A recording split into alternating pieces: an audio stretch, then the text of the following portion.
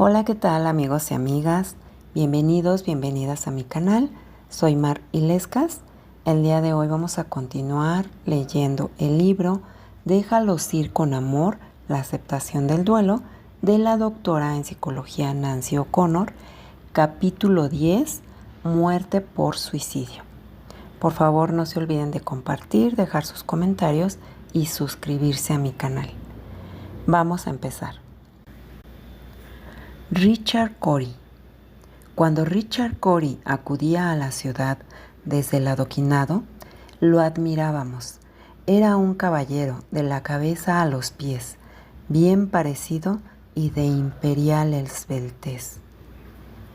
Siempre iba bien ataviado, siempre era tan humano al hablar, pero aún más agitaba los corazones cuando decía «buenos días» y relucía al caminar. Era rico, sí, era más rico que un rey.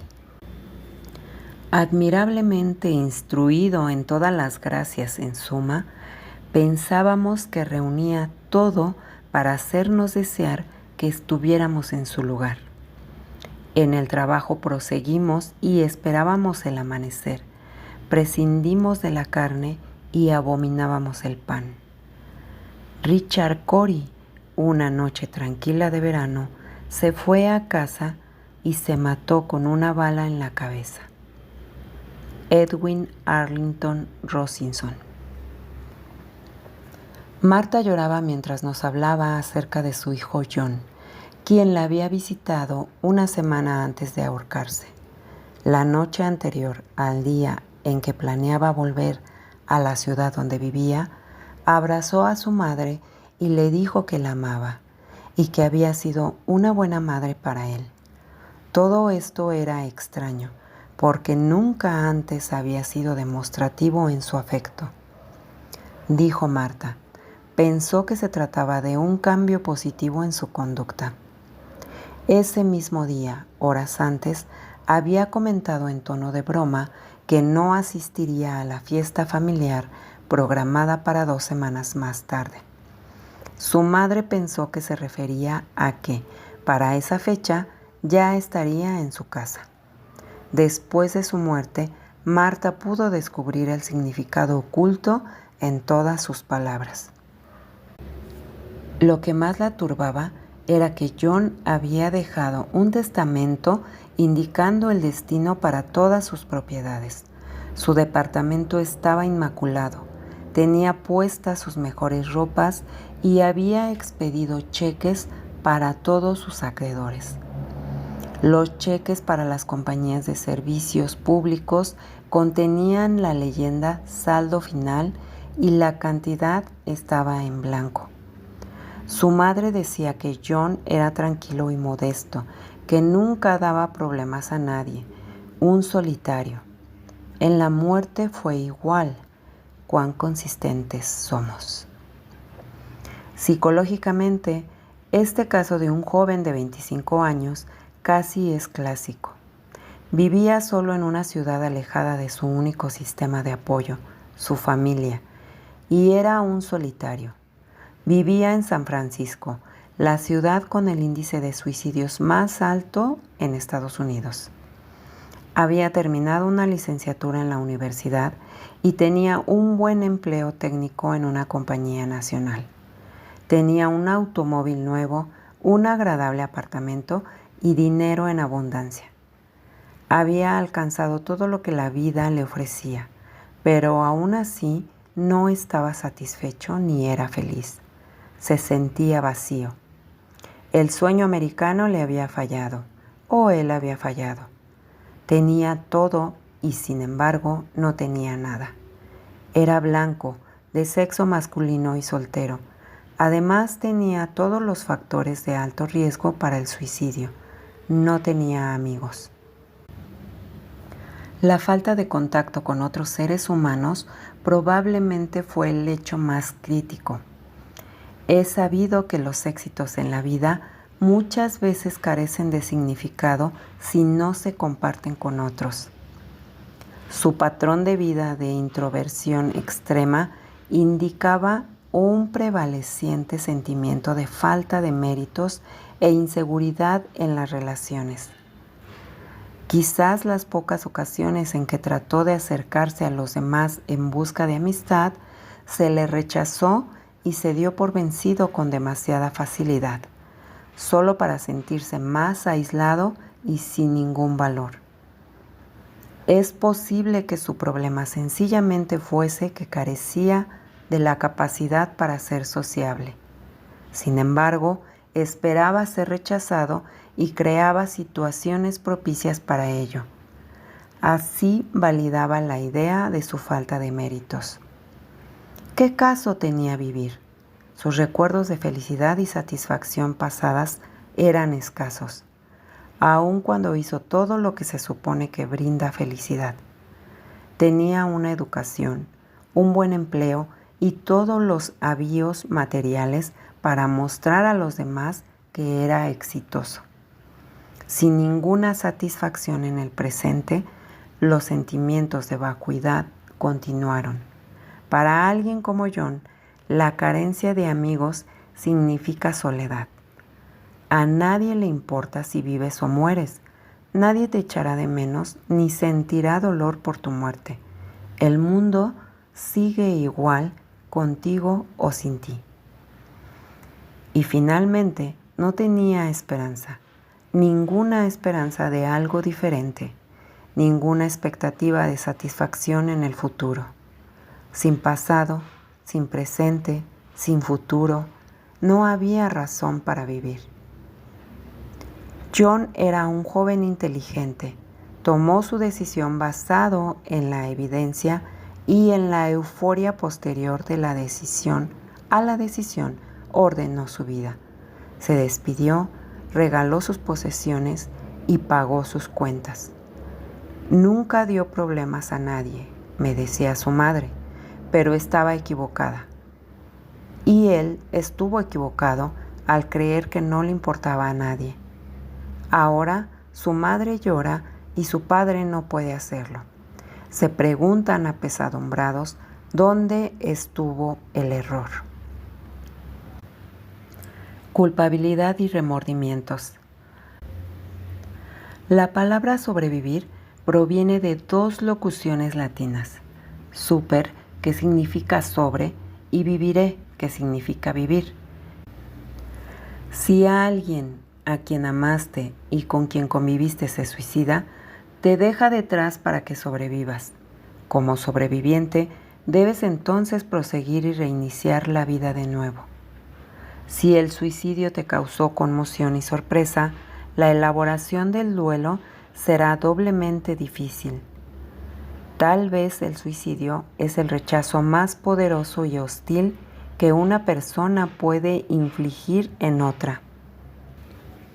El sobreviviente puede comparar esta muerte con una fotografía, una imagen plana, bidimensional de un incidente. Muchas personas pueden mirar la imagen y relacionarse con partes de ella, pero nadie puede saber o comprender todas las dimensiones del suceso en su totalidad. Durante el proceso de duelo, es necesario conciliar todos los asuntos pasados, las tensiones y los problemas que quedaron pendientes en la relación con el suicida. Dado que siempre quedan sin respuesta innumerables preguntas, esta experiencia puede ser muy difícil y dolorosa. Todas las personas que estuvieron relacionadas con el suicida se ven obligadas a examinarse a sí mismas por su parte. Y todas pueden sentir culpabilidad, responsabilidad y autoinculpación. Esto es especialmente doloroso para el cónyuge o los padres del suicida, porque la elaboración del duelo sigue el mismo patrón general que en el caso de otras muertes, pero la culpabilidad retrasa la recuperación. Cuando una persona está planeando suicidarse, con frecuencia proporciona claves a los amigos y a la familia, con indirectas sutiles. En muchos casos, tanto los amigos como la familia prefieren no creer lo que oyen, o no entienden los mensajes que se les envían. En otros, los amigos ya han escuchado las quejas o las amenazas con anterioridad. Aun cuando hubieses reparado en indicios y señales de advertencia antes del suicidio, nunca hubieras podido prever el impacto que te causaría la muerte real. El suicidio de un miembro de la familia es una amenaza triple. Es un fallecimiento súbito, sin tiempo para prepararte para tu duelo. Es la pérdida de una persona importante en tu vida. Es una acción contundente con un gran contenido emocional. En el duelo por un suicidio experimentarás las mismas etapas identificables. Al principio sentirás conmoción, confusión e incredulidad. Este estado persistirá hasta más allá del funeral, posiblemente hasta 2 semanas después. Durante las primeras semanas existe el peligro de que te sumerjas en la negación y la represión.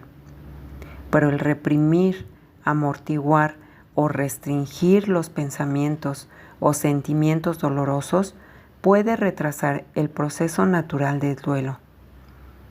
Es crucial que permitas que se expresen las emociones que te embargan. Si no elaboras tu duelo ahora, tendrás que hacerlo más tarde y puedes, como resultado, desarrollar síntomas neuróticos o fóbicos, incluso años después del suceso.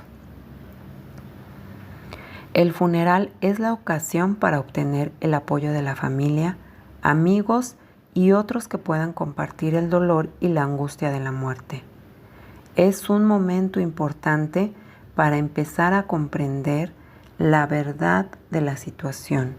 Es el ritual de la separación y es para ti, para los vivos. También es el reconocimiento público y personal del final de la vida del difunto y la oportunidad para empezar a despedirte, para empezar la liberación, para iniciar el resto de tu vida como un sobreviviente. En estos casos, aun cuando te permitas elaborar el duelo, según se te vaya presentando, probablemente pasarán de 1 a 2 años antes de que te sientas normal de nuevo. Parecerá difícil, aún imposible, el restablecer un interés en vivir la vida con alegría y felicidad. La elaboración de tu duelo te liberará de las ataduras de la relación con la persona fallecida. Tienes el derecho a sobrevivir, puedes sobrevivir y tendrás una nueva fortaleza y valor que nunca habías imaginado que fuera posible. Piensa que, aunque el dolor que sentirás será un infierno por un tiempo, puede ser un don ignorado, un don para la madurez, para una nueva forma de ser. G. Eliot dijo, el principio más fuerte de madurez se encuentra en la elección humana. Tú cuentas con la posibilidad de hacer una elección. Después del periodo inicial de conmoción, aturdimiento y negación, lentamente empezará a imponerse otra fase. Al disiparse el aturdimiento, la realidad de la muerte se irá deslizando cada vez más en tu conciencia. Es probable que tus pensamientos se dirijan constantemente a la persona fallecida. La confusión prevalecerá. Tal vez sientas un cierto alivio al liberarte de una mala relación, si es que había problemas. Ahora es el momento para alegrarte de que hayan terminado las dificultades. Trata de hacerlo sin culpabilidad o autocondenación. Todo el mundo trata de liberarse de las aflicciones de la vida de vez en cuando. Probablemente te inquiete el que tu relación sea objeto de escrutinio público. El suicidio casi siempre expone los asuntos privados al cuestionamiento y especulación de otros. Te puede preocupar lo que los demás pensarán y dirán de ti, pero trata de olvidarte de eso. Únicamente prolongarás tu dolor. Las personas que te quieren no te juzgarán y las que no sienten simpatía por ti no creerán ninguna defensa que hagas. Es imposible que todo mundo te acepte y te apruebe. Busca a los amigos verdaderos. Ahora debes empeñarte en sobrevivir, no en defenderte de los demás. Pídele a alguien en quien confíes que esté contigo cuando desees hablar o llorar. Si piensas que otros te culpan de la muerte, háblalo, grítalo. Gran parte de lo que piensas de los demás, que los demás dicen de ti, puede ser una proyección de lo que, en lo más profundo, sientes o temes acerca de ti mismo. Si es así, es tiempo de que afrontes estos pensamientos y sentimientos, pues solo sacándolos a la superficie podrás liberarte de ellos. Este es el momento para romper los viejos hábitos de la relación. Puedes ayudar a acelerar el proceso deshaciéndote de tantos recordatorios como sea posible, como ropas, juguetes y otras prendas personales. Cambia la ubicación de los muebles o pinta y redecora la habitación. Úsala para otro fin. Múdate de dormitorio o de cama si dormías con esa persona. No destruyas todos los recordatorios de ella, como fotografías o recuerdos especiales. Solo guárdalos por un tiempo. Ya habrá otras ocasiones en que quieras rememorarlos y compartirlos con otros. El rendir culto al ser amado fallecido es enfermizo y una forma de negar la realidad de la muerte. Por ello, es importante que prosigas con tu propia vida y te prepares a despedirlo. Lo tienes que enterrar, tanto psicológica como físicamente. El conservar las pertenencias personales, darle a una habitación el carácter de monumento o el visitar la tumba todos los días solo prolongará tu dolor y tu duelo.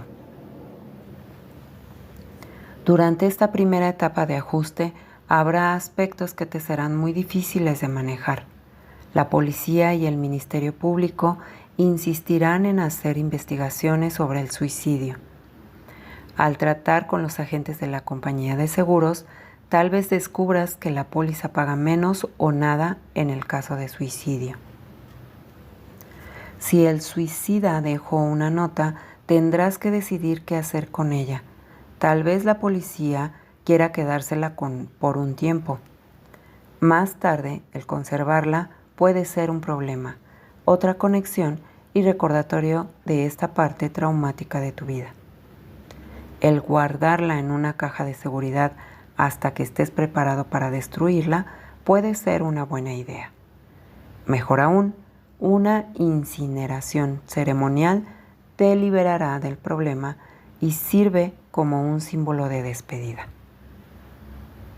El manejo del suicidio en público es otra tarea difícil. Debido a que el suicidio provoca respuestas negativas de las personas en general, resulta tentador el mentir cuando se habla con extraños o con personas muy superficialmente conocidas. Protégete a ti mismo en la forma que creas más conveniente según la ocasión. Si es más fácil evadir el asunto que sentirte a la defensiva, hazlo así. Una mentira se puede descubrir en fecha posterior, pero no tienes que compartir los detalles con todo el mundo. Te sugeriría que te limitaras a decir que el acontecimiento te afecta demasiado y que prefieres no hablar al respecto. Mi padre se suicidó cuando yo tenía 23 años de edad. Durante muchos años me sentí tan avergonzada de este hecho que me prometí a mí misma que nunca les contaría a mis hijos la forma en que murió su abuelo. Yo vivía en otro estado y me fue fácil ocultar el suicidio a cualquiera que pudiese decírselos en el futuro. Nunca hablé de esto con mis amigos e hice que mi marido jurara guardar el secreto. Durante años viví con el temor de que si mis hijos descubrían la verdad, los dañaría a ellos o afectaría lo que sentían por mí y mi familia. Yo quería que amaran a su abuelo, aunque él murió antes de que ellos nacieran. Según iban creciendo, me daba cuenta de que querían escuchar relatos acerca de su abuelo, y yo quería que solo recordaran historias agradables. El suicidio no es una historia agradable. Finalmente, después de 10 o 12 años de ocultar la verdad, hablé con ellos acerca de la muerte de su abuelo. Para mi sorpresa, se mostraron impasibles e indiferentes acerca de toda la cuestión. No los destruí de por vida y pudieron amarlo por todo lo que sabían sobre su vida y su muerte. Entonces comprendí que el secreto no era por su bien realmente, sino por el mío. Había estado avergonzada de mí misma, me sentía herida, enojada y culpable. Sobre todo, me sentía rechazada y abandonada. Y no sabía qué hacer con estos sentimientos dolorosos. Así que los enterré dentro de mí hasta que me vi obligada a enfrentarlos. En realidad, me estaba protegiendo a mí misma de la aceptación de la verdad de su muerte.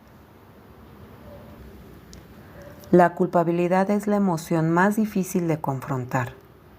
Con toda seguridad, repasarás mentalmente una y otra vez todo lo que sucedió el último día de vida de la persona y los días y semanas anteriores a su muerte, tratando de encontrarle sentido a lo ocurrido, en busca de respuestas, formulando preguntas que nunca podrán ser contestadas o verificadas porque la única persona que podría hacerlo está muerta. ¿Por qué lo hizo? ¿Por qué me hizo eso a mí? ¿Por qué no me dijo que las cosas estaban tan mal? ¿Por qué no confió en mí para amarlo y ayudarlo? ¿Por qué no pensó en los problemas que nos ocasionaría? ¿Por qué no pagó la última prima de la póliza del seguro? ¿Por qué no lo pude detener?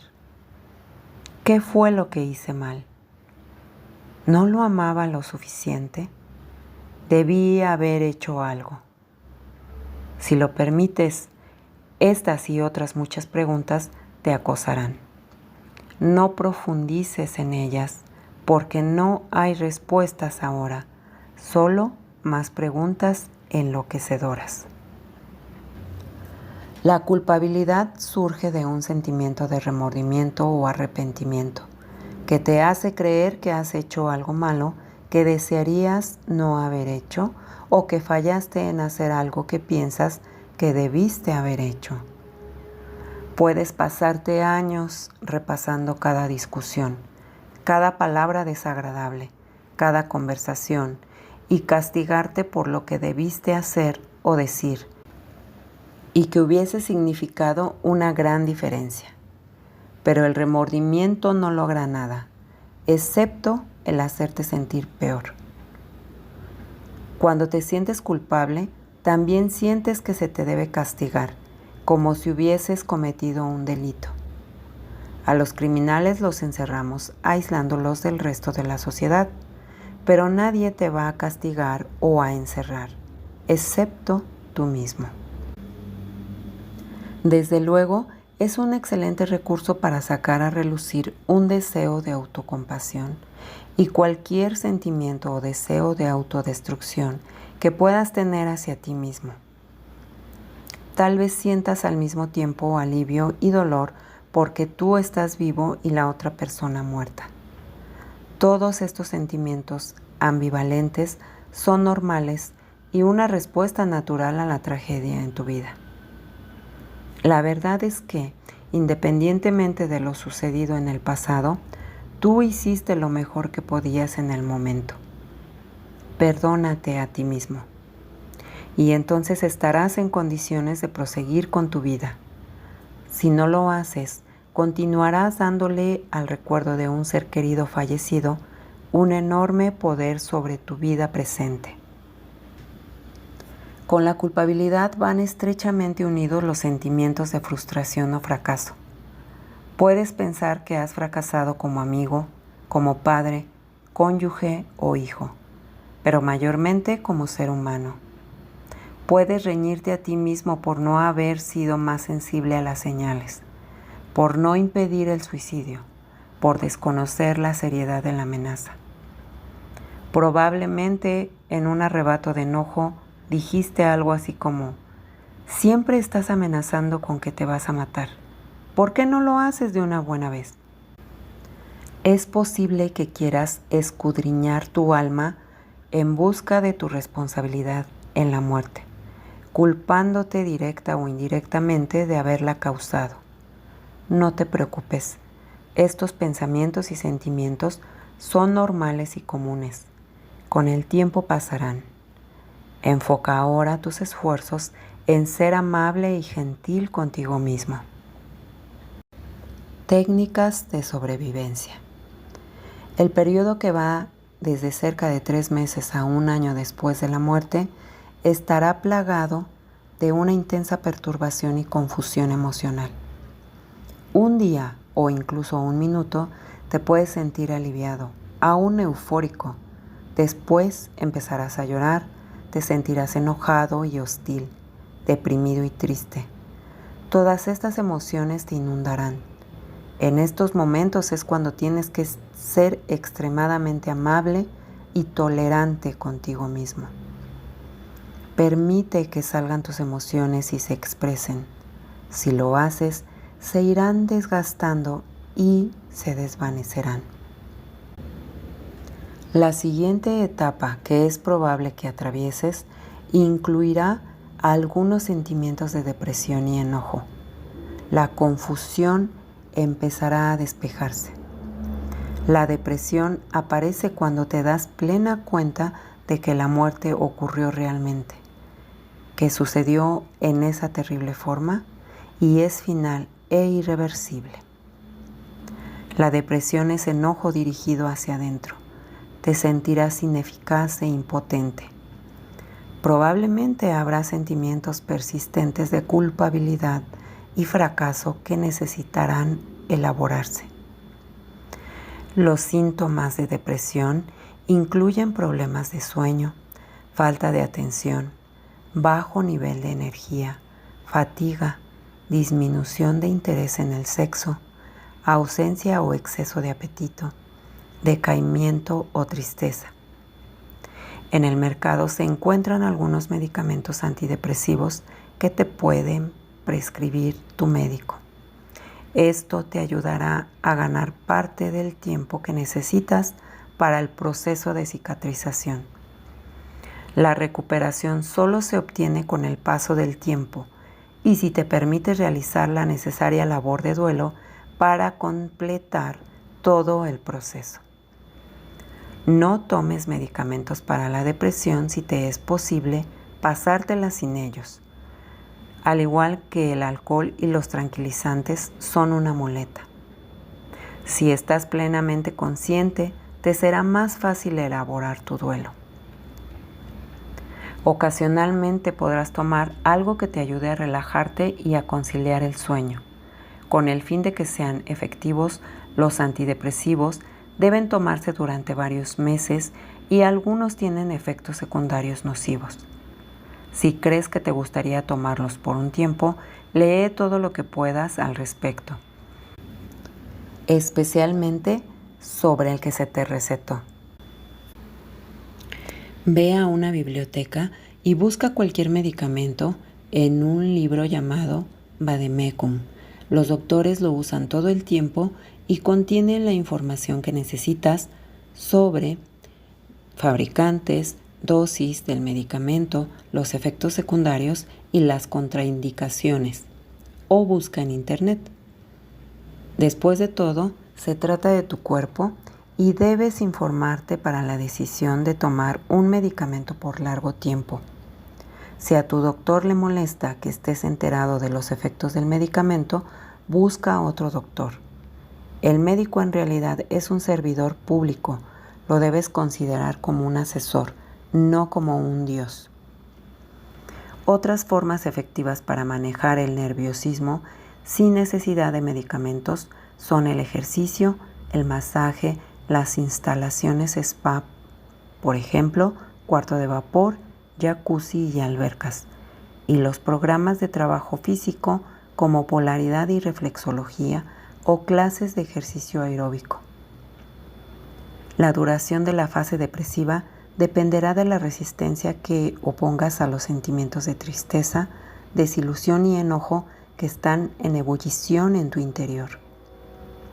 He aquí un ejercicio que te puede ayudar a evaluar tu resistencia. Acuéstate en un lugar tranquilo, de preferencia oscuro. Relájate. Recurramos a la imaginación. Piensa en la resistencia, un antagonismo, una obstrucción, como una fuerza poderosa contra la cual te mantienes firme, sin ceder y en oposición. Imagina una puerta que alguien está tratando de abrir desde el otro lado. Tienes un gran temor de lo que sea que está al otro lado de la puerta. Así, con toda tu fuerza, empujas y empujas para mantener cerrada la puerta. Incluso puedes sentir terror y pánico si la puerta se abre, siquiera una rendija. Realmente desconoces lo que está en el otro lado, pero crees que debe ser malo. Constantemente debes estar atento o se abrirá la puerta. Te resistes a enfrentar tus propios sentimientos. ¡Qué agotador! Ahora dirígete a la puerta y trata de mantenerla cerrada con toda tu fuerza. Haz que alguien la empuje para intentar abrirla. Presta atención a tu cuerpo. ¿A dónde reflejas la atención? Al nerviosismo y al esfuerzo de ofrecer resistencia. Presta atención al enfoque de tu mente, a tus pensamientos. Estos intervienen con el único propósito de mantener la puerta cerrada. Después de un tiempo ya no tienes fuerza para resistir más. La resistencia ha desaparecido. Tendrás que abrir la puerta. Mira a lo que está al otro lado. Contempla tu dolor, enojo y temores. Imagínate que dejas de resistirte y abres la puerta un poco. ¿Qué está ahí? Míralo, escúchalo, siéntelo. Es parte de ti. Recíbelo, llévalo adentro. Todo está bien. Puedes manejar tus sentimientos. Abre la puerta un poco a la vez. Deja que entre la luz y el aire fresco. No tienen que ser tu propio espectro privado, tu propio infierno privado. En algún momento se requiere sumergirse en las profundidades de la desesperación para conocer realmente que eres un sobreviviente. Cuando lo hagas y vuelvas a salir a la superficie, sabrás que saldrás adelante. Es mejor ser elástico que resistente, pero con el fin de ser elástico, de volver a tu forma original, debes dejar de anteponer barreras. Cuanto antes abras la puerta, más pronto te liberarás de la carga emocional de esos sentimientos dolorosos. El enojo, con frecuencia, es el sentimiento más atemorizante. La contrición, vergüenza y autocondena producen enojo contigo mismo. Si te estancas en este punto y sientes la necesidad de recibir un castigo, es posible que tengas problemas con deseos autodestructivos. Busca ayuda. Estos pensamientos son comunes, pero no deben convertirse en algo más que pensamientos. Solo le falta a tu familia ahora otro suicidio. Cuando el suicida es un cónyuge. Recientemente, al preguntarle a un paciente si sentía enojo hacia su esposa, quien se había disparado un tiro 11 meses antes, me respondió: «Desde luego que no estoy enojado con ella. Trató de decírmelo la noche anterior y no la comprendí. Si hubiese dedicado más tiempo a escucharla, posiblemente seguiría con vida y yo no estaría aquí. Aún continuaba luchando con la culpabilidad y la autocondena. Con el tiempo, espero que supere estos sentimientos para proseguir con su vida. Tendrá que reconocer que la muerte de su esposa creó un caos en su vida y en la de sus hijos. Tenía muchas razones para sentir enojo contra ella, pero todavía no estaba consciente de esos sentimientos. Otra paciente permaneció encolerizada durante 3 meses después de la muerte de su esposo. Estoy furiosa con Harry. ¿Cómo pudo dejarme así? Tengo que criar a 2 niños, los que realmente no quise tener en primer lugar. Los tuve porque él quería hijos. No pagó la última prima de la póliza del seguro y no sé cómo voy a sobrevivir económicamente. Al menos le es posible admitir su enojo y la fuente de este, Harry, su esposo fallecido. Su proceso avanza, lleva la dirección correcta, pero aún tiene que aprender lo que debe hacer con el enojo, cómo superarlo y finalmente perdonar a Harry y liberarlo.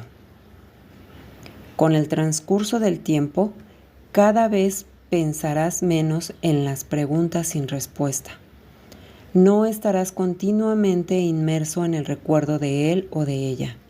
De hecho, en corto plazo, solo ocasionalmente pensarás en ese acontecimiento de tu vida. Eventualmente, empezarás a experimentar placer de nuevo, solo y con otras personas. Cuando puedas decir, tú estás muerto y yo estoy viva, te despido de mi vida con amor y ahora es tiempo de que yo prosiga con mi vida, entonces sabrás que estás mejor. La despedida final no significa que borres totalmente los recuerdos de esta relación de tu existencia.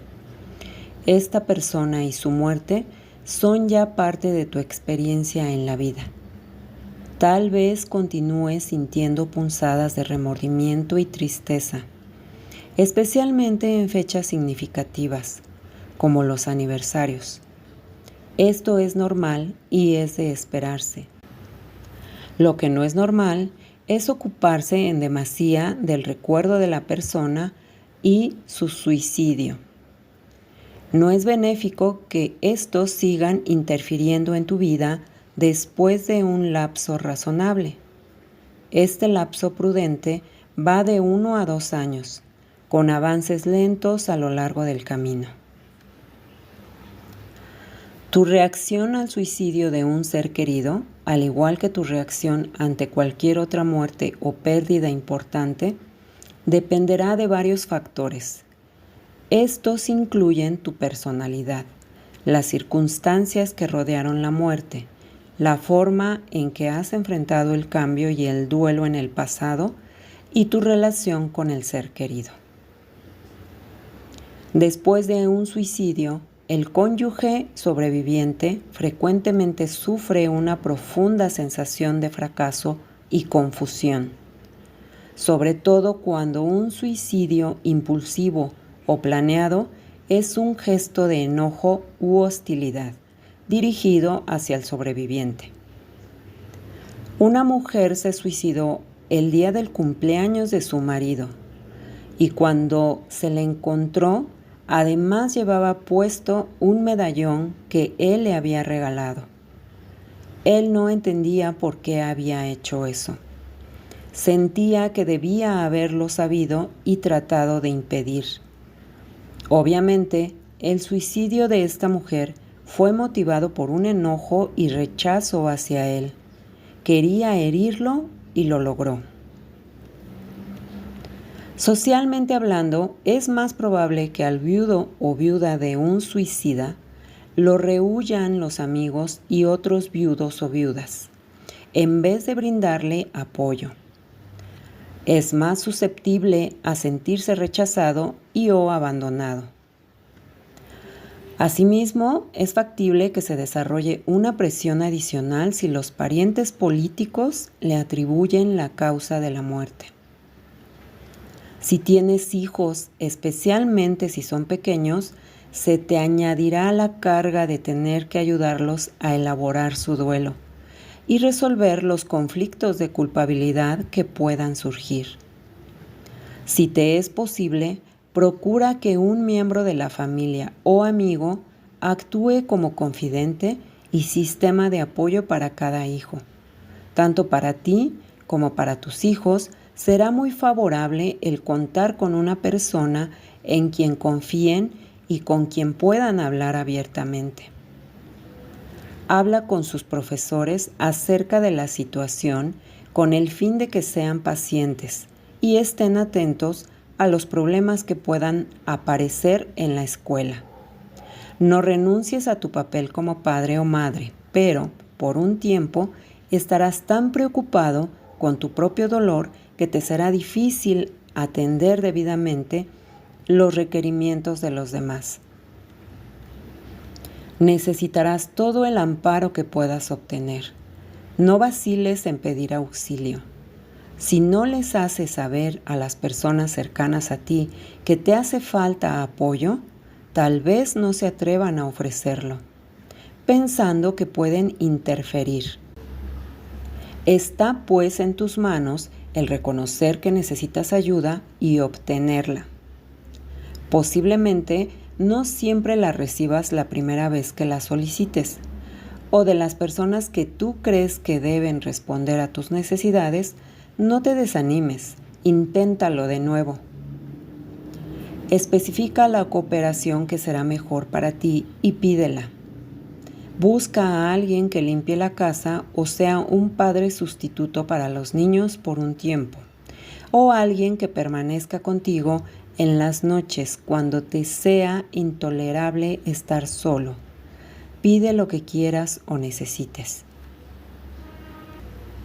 Cuando el suicida es un padre.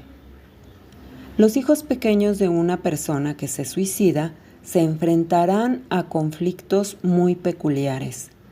Debido a que sus padres son tan cruciales en sus vidas, les es casi imposible comprender que, aparte de ellos mismos, pueda haber otros factores importantes para sus padres. Por consiguiente, pueden creer que son responsables del suicidio porque son niños malos o indignos de cariño. O tal vez recuerden las ocasiones en que el padre muerto se enojó con ellos. Pueden incluso sentir que cuestan demasiado si pidieron juguetes o golosinas cuando fueron de compras con el padre. Es posible que se hayan disgustado con el padre por algún castigo y hayan deseado que el padre se muriera o se fuera para siempre. En este caso especialmente, pueden sentir que ellos causaron la muerte. Como resultado, pueden desarrollar un gran temor por su propio poder sobre la vida y la muerte. Quizás le dijeron al padre que lo odiaban, o al menos lo pensaron, y se sienten terriblemente culpables después de su muerte. Es de extrema importancia que el niño pueda recordar estos incidentes y hablar sobre ellos para que pueda liberarlos y comprender que él no es responsable de la muerte del padre. De otra forma, estos sentimientos se quedarán ocultos por largo tiempo y se irán exacerbando hasta irrumpir finalmente, más tarde, en comportamientos de autocastigo. Los niños requerirán la confirmación de que los sentimientos negativos hacia los padres son perfectamente naturales, normales y que de ninguna manera ocasionan que una persona se suicide. Deben comprender con certeza que el suicida y nadie más tomó la decisión de morir por sus propias razones. Los niños pueden sentirse abandonados y rechazados por la muerte del padre. Si el niño no está seguro de que se le quiere, estos sentimientos se reforzarán con el suicidio del padre. Se requerirá entonces mucho tiempo, paciencia y ayuda profesional para reafirmar en el niño el sentimiento de valor y merecimiento. Si el niño niega sus sentimientos en la muerte, puede culpar a otra persona de la familia por el hecho. Frecuentemente, este se le adjudica al padre vivo. Ello, desde luego, implica un problema difícil para toda la familia. Será necesario obtener ayuda profesional externa para ayudar a clarificar las relaciones. Al igual que el cónyuge sobreviviente, los niños suelen sentir que debieron y pudieron haber impedido el suicidio. Tal vez piensen que un intento de rescate hubiese sido más eficaz para revertir la muerte y salvar al padre. La imagen del padre muerto los puede perseguir durante años en sueños y fantasías, especialmente si la muerte fue violenta o si vieron el cadáver. La edad del niño en el momento de la muerte significará una gran diferencia en los recuerdos, sentimientos de culpa, temores y efectos generales.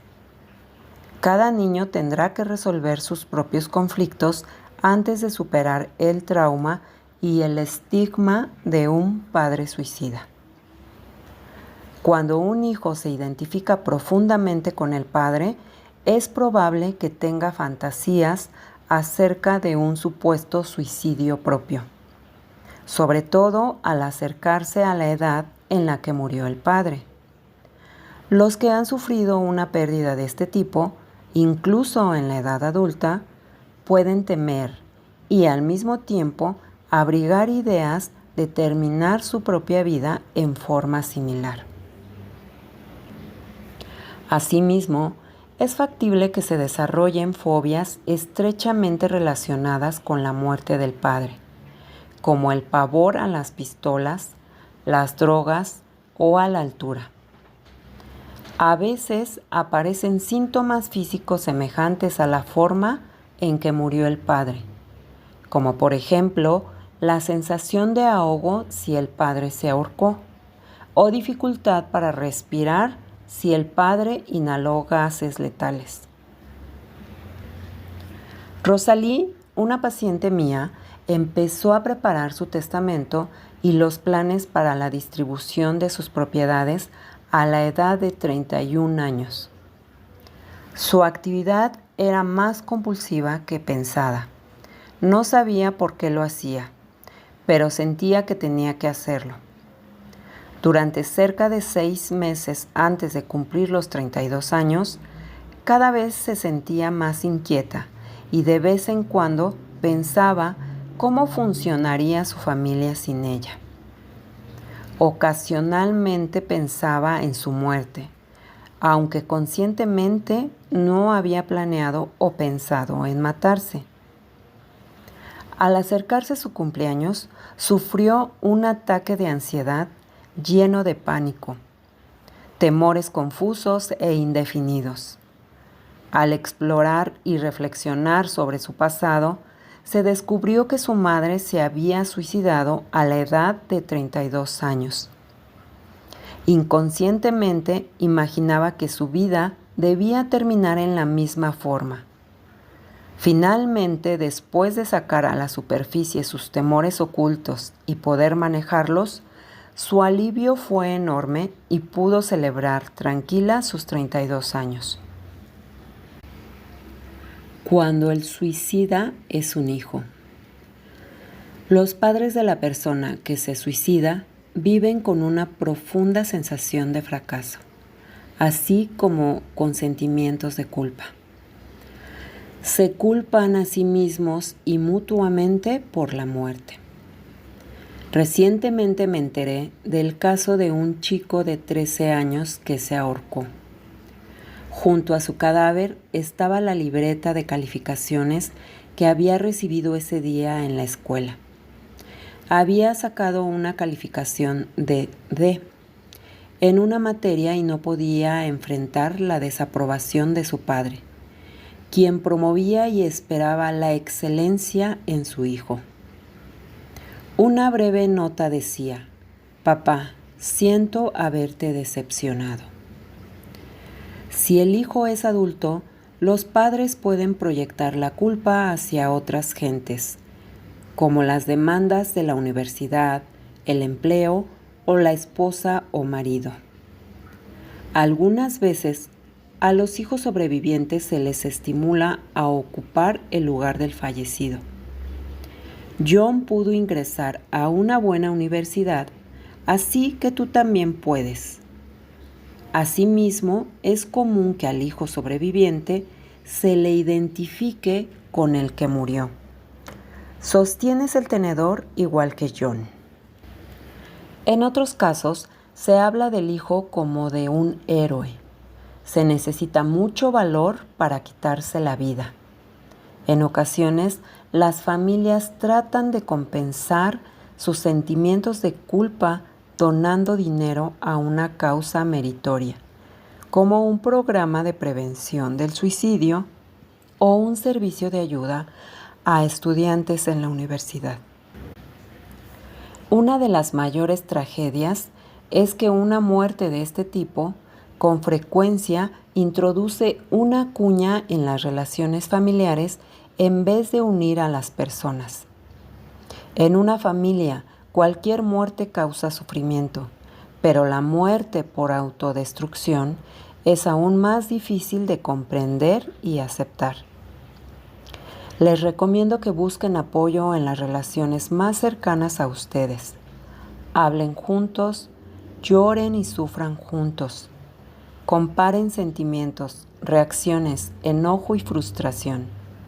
Cuando ocurre una tragedia, es muy común que las familias se retraigan en sí mismas o sigan caminos separados en vez de compartir el dolor y darse apoyo mutuo. Con apoyo y cariño es más fácil elaborar los sentimientos de culpa, de fracaso y autocondena. Perdona y empieza a vivir de nuevo. No huyas de tu dolor o de tus seres queridos. Este es el momento en que realmente se necesitan mutuamente. Corre el riesgo de acercarte y pedir el amor y atención que requieres ahora y dispón a proporcionarte el mismo cariño y atención a los demás. Procura volver a vivir los detalles con profundidad y habla acerca de tus sentimientos, temores y frustraciones. Durante un tiempo, la sobrevivencia solo consistirá en un esfuerzo por vivir un día a la vez. Algunos días serán mejores que otros. Lenta, gradualmente, pasará el tiempo y tu herida cicatrizará. Sé amable y considerado contigo mismo. Tienes más cosas que hacer en la vida y debes sobrevivir para cumplir tu misión. El misterio del suicidio. La mayoría de los suicidios son resultado de una combinación de factores. Cuando una persona se ha hartado de la vida, es difícil identificar una razón para la muerte. Algunas veces, un cambio puede ser el suceso crítico que precipite el comportamiento suicida. Esos acontecimientos potencialmente peligrosos pueden ser, por ejemplo, la amenaza o el hecho de perder a un ser querido por fallecimiento, separación o divorcio. Las modificaciones en la imagen de uno mismo, como las que se producen después de un accidente, una violación o una golpiza. La pérdida de un empleo, una enfermedad súbita y la hospitalización subsecuente. La falta de motivación o energía para empezar de nuevo o renovar la parte faltante en la vida propia. Es rara la persona que no ha pensado en el suicidio por lo menos una vez en su vida. Pero, ¿por qué todos pensamos en el suicidio y solo unos pocos lo llevan a cabo? La gran diferencia para aquellos que intentan y o cometen el suicidio es que han cerrado la brecha para sus procesos mentales. Es decir, realmente se ven a sí mismos muertos ahora, no en el futuro. Ven sus vidas como terminadas y la muerte real es una acción después del hecho. El suicidio presenta más preguntas que respuestas, especialmente para el sobreviviente que trata de comprender el misterio de un suicidio, pues este es complicado y atemorizante. Probablemente quien no haya intentado seriamente el suicidarse no pueda entender por qué alguien opta por quitarse la vida, pero existen algunos patrones comunes. Cuando parece que falta, se ha destruido o es inalcanzable lo más importante para la vida de uno, prevalece la sensación de que no vale la pena seguir viviendo. ¿Qué caso tiene vivir cuando se encuentra más dolor que placer? En este acto intervienen sentimientos de impotencia y desamparo, tal vez enojo dirigido hacia el interior. La depresión juega un papel importante en el suicidio. Muchos suicidios se cometen justo antes de que una persona salga de la depresión o cuando está a punto de superarla. Cuando no es posible identificar un suceso único como el disparador, probablemente ha habido un largo periodo de depresión o insatisfacción con algo crucial. Antes de tomar la decisión de quitarse la vida, la mayoría de las personas atraviesan una crisis en la solución de sus problemas. Durante este proceso y al continuar evadiendo las soluciones, se presenta un aumento en la tensión y la confusión. Los sentimientos de desorganización y la incapacidad para ordenar las soluciones positivas y las elecciones para el futuro conducen a niveles más altos de frustración y confusión. El fracaso para resolver la tensión con los recursos disponibles conduce a la impotencia y a la desesperanza. Cuando el problema continúa, la persona puede ver a la muerte como la única salida para su dilema. El estado de tensión prolongada puede durar desde unas cuantas horas o unos meses, o más aún, también es posible que se complique con otras reacciones emocionales como ansiedad, caos, pánico, tristeza, una sensación de pérdida, depresión, negación, represión de pensamientos y sentimientos, fantasías en exceso, esperanza de una vida mejor en el plano espiritual y o una sensación de abandono. Si persisten los sentimientos de aislamiento y carencia de valor, sin esperanza visible o sin que se perciban señales de que las cosas mejoran, el resultado más factible será el suicidio. Nadie me comprende, nadie me ama, nadie me querrá, ni nadie se interesará por mí porque no me lo merezco. Al suicidio se le ha llamado el último grito en busca de ayuda. También es un acto final de enojo. Es el rechazo final y el castigo de uno mismo, de la sociedad y de todos los demás implicados en una forma u otra. La amenaza de suicidio se puede utilizar como una herramienta de manipulación. La muerte por suicidio puede tener un poder increíble sobre las vidas de los sobrevivientes. Familia, parientes, amigos, vecinos, compañeros de trabajo, el jefe y muchos otros experimentarán dolor, confusión y algunas veces culpabilidad por la muerte. No les queda otra opción excepto vivir con su duelo y con preguntas sin respuesta. La ambivalencia caracteriza los pensamientos de las personas que contemplan el suicidio. Al mismo tiempo, desean vivir y morir, escaparse de su actual tristeza y dolor y algunas veces castigar a los que consideran culpables de sus males. Esta mezcla de motivaciones es evidente en las notas de los suicidas, mismas que por lo general expresan amor y odio, enojo y remordimiento, temor y desesperanza. Estos impulsos contradictorios de vivir y morir a menudo se manifiestan con intentos de suicidio. Alguien se traga un frasco de pastillas y después pide ayuda antes de perder el conocimiento.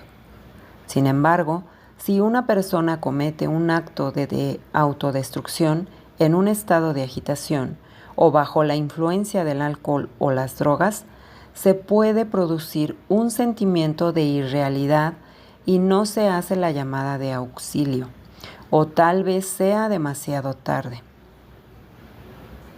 Cuando un acto es impulsivo, motivado especialmente por el enojo, no se entiende plenamente la realidad de las consecuencias. El móvil es un deseo de venganza o un anhelo de inducir culpabilidad en otra persona y va acompañado con una indiferencia temeraria por la finalidad de la muerte. Algunas personas prefieren quitarse la vida antes de sufrir las penalidades de una enfermedad mortal. Tratan de evitar el dolor o no quieren abrumar a sus familias con el detrimento y la pena de verlos morir lentamente. Muchos suicidas ancianos consideran que es preferible la muerte al deterioro físico, al aislamiento y la soledad tan temible para quienes han vivido más años que la familia y los amigos. El pasar los últimos días en un asilo no es una elección agradable. Una decisión racional acerca de cuándo y cómo morir es una opción preferible. Para algunas personas, el suicidio es una decisión bien pensada y racional.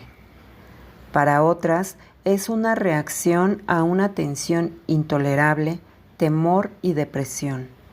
Es un acto de desesperación. En el primer caso, tal vez realmente se elija ejercer el derecho a decidir la propia vida. En el segundo, no se trata de una acción racional, sino de una reacción a circunstancias insoportables que están operando en la vida de una persona.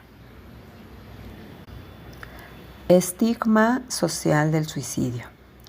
Un suicidio deja a la familia anonadada y herida, y esta situación frecuentemente se ve empeorada por la curiosidad y las opiniones de otros parientes, vecinos y compañeros de trabajo.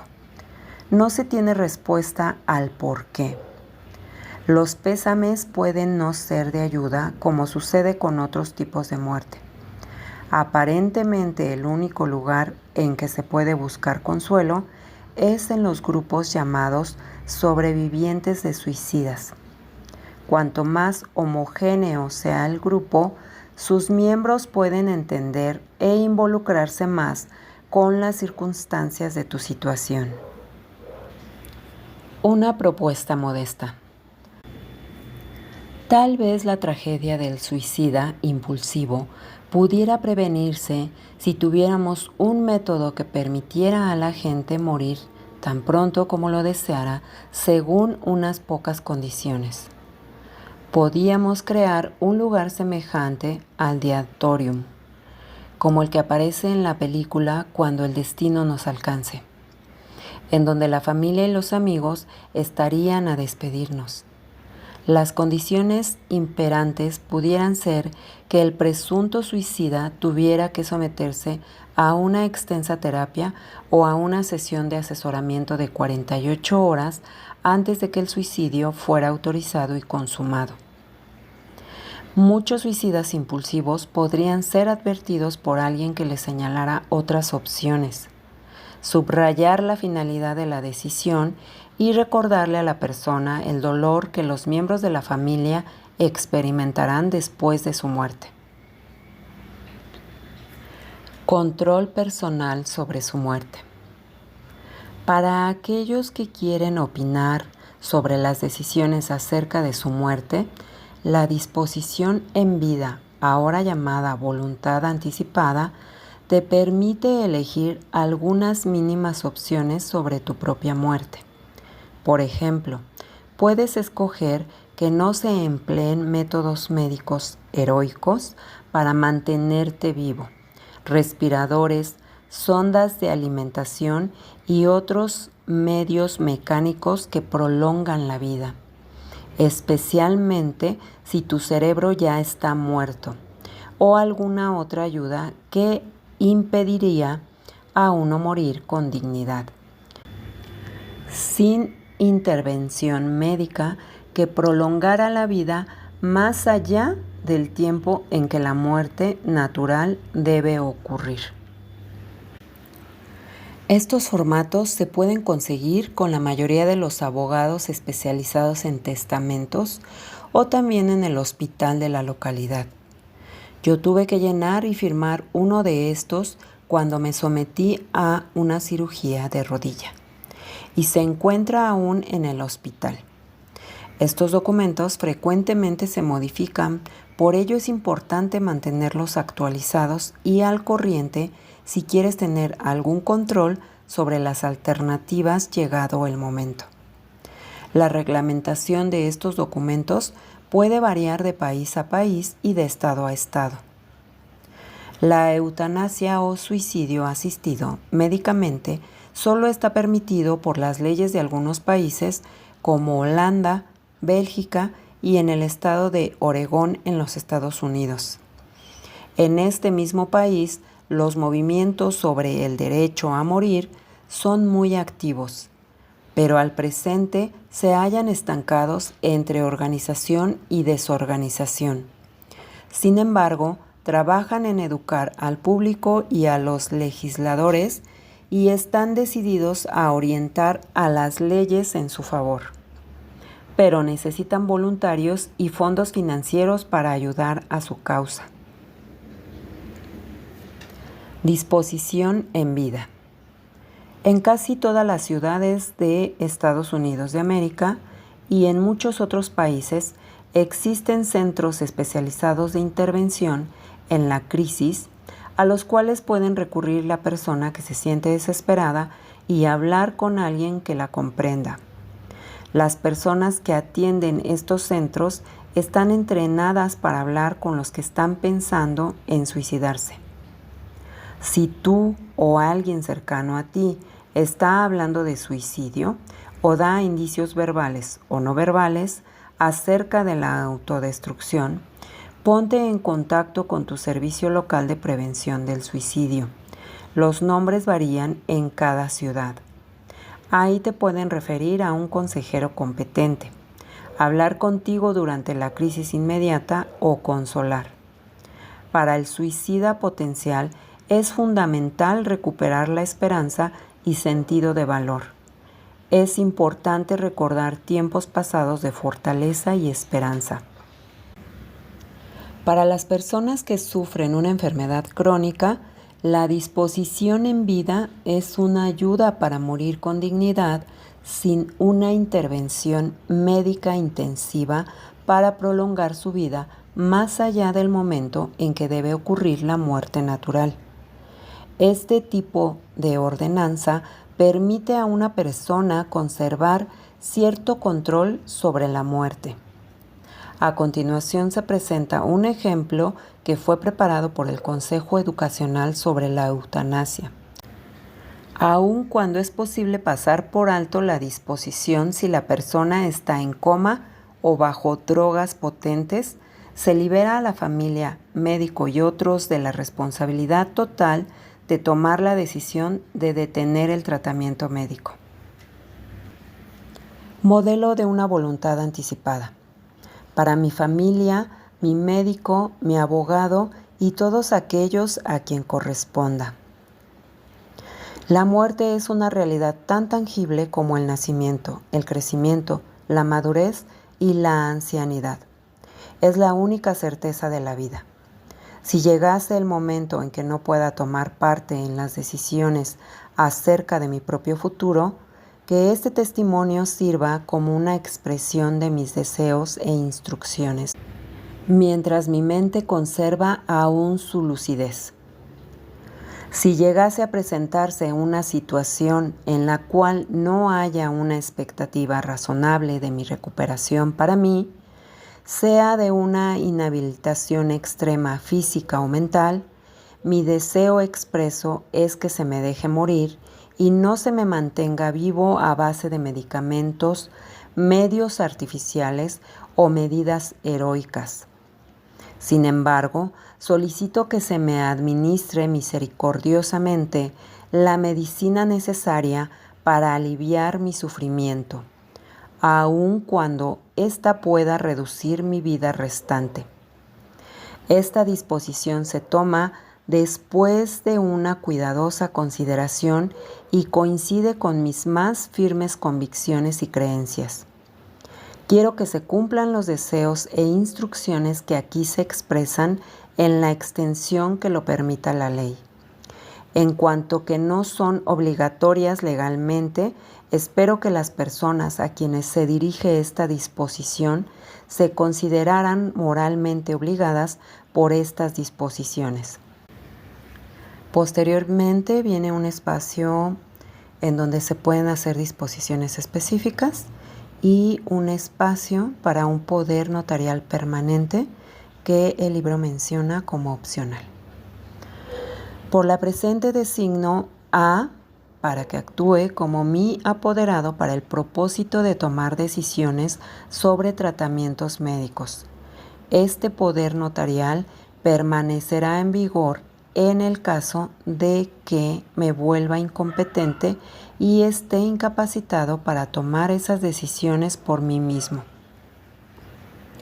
Formalización notarial opcional, jurada y suscrita ante mí. Firma, día del mes, testigo, notario público, sello. Copias de esta solicitud se han entregado a... Muy bien, amigos y amigas, hemos llegado al final de este capítulo. Por favor, les pido que me dejen comentarios, que se suscriban a mi canal y que compartan para llegar a más personas que pueda ayudar con esta información. Les mando un abrazo y espero que esta información les esté ayudando en este difícil proceso.